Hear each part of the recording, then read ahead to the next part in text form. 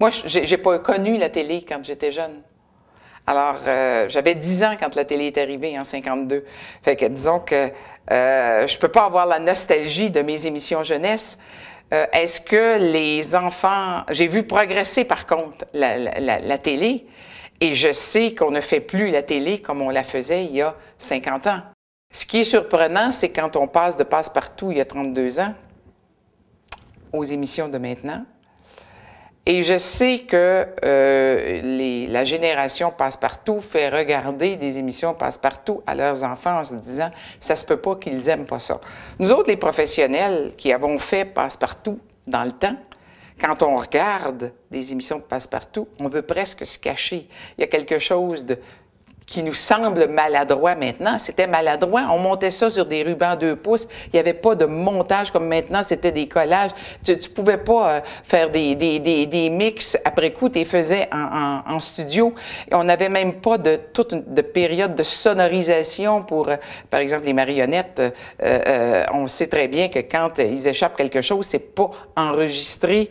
C'était pas enregistré au moment même. Il y avait un bruiteur qui faisait le bruit. Mais live, s'il arrivait un petit peu après, bien, ça arrivait un petit peu après.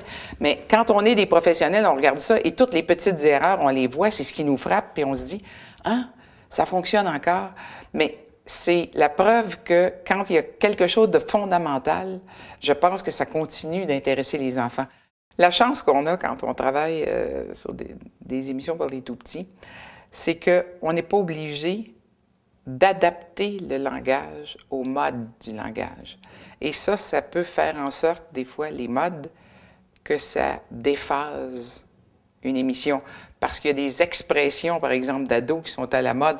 On pourrait même connoter, même je te dirais que les dessins des tatouages, on peut savoir en quelle année ça a été la mode, les dessins des tatouages. Alors, chez les petits, si ils ne sont pas habillés, s'ils sont avec des costumes qui ne sont pas connotés par une époque ou une année, à ce moment-là, le langage n'est pas non plus adapté à des modes. Ils sont à apprendre et à enrichir le langage. Alors, la chance qu'on a, puis ça dure pas si longtemps que ça, parce qu'après ça, les adolescents aiment se reconnaître même dans la façon de parler. Alors, je comprends les producteurs qui travaillent pour des adolescents d'adapter le langage pour les rejoindre davantage. En même temps, mais quand on travaille pour les petits, on peut placer le langage à un niveau qui est quand même assez élevé et assez de très bien parler. Et ça ne dérange pas les enfants. On pourrait penser que ça ne fait pas partie de leur quotidien. Ils intègrent ce langage-là au quotidien. Et ce qui est formidable, c'est que comme on est dans une société où il y a beaucoup de gens qui arrivent de l'extérieur, c'est un facteur, ça devient un facteur d'intégration et de cohésion sociale parce que même que les familles, très souvent, apprennent la langue en regardant les émissions pour les enfants.